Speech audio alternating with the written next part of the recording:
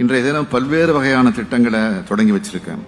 Motor வாகனங்கள், பொது உற்பத்தி, தொழிற்பூங்காக்கள், மின்னணுவியல், மருத்துவ உபகரணங்கள், தகவல் தொழில்நுட்பம், தகவல் தொழில்நுட்ப சேவைகள், உணவு பதப்படுத்துதல், ரசாயனங்கள், ஜவுளி மற்றும் ஆடைகள், உயிர் அறிவியல், பசுமை ஹைட்ரஜன், கட்டுமான பொருட்கள் உள்ளிட்ட பல்வேறு நிறுவனங்கள் இன்னைக்கு தொடங்கப்பட்டிருக்கு.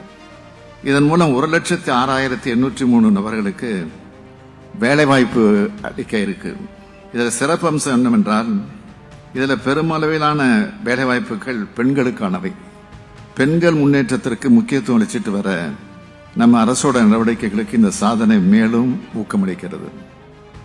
அனைத்து துறை வளர்ச்சி, அனைத்து சமூக வளர்ச்சி, அனைத்து மாவட்ட வளர்ச்சின்னு நான் சொல்லிட்டு வர்றதோட அடையாளம் இவைதான்.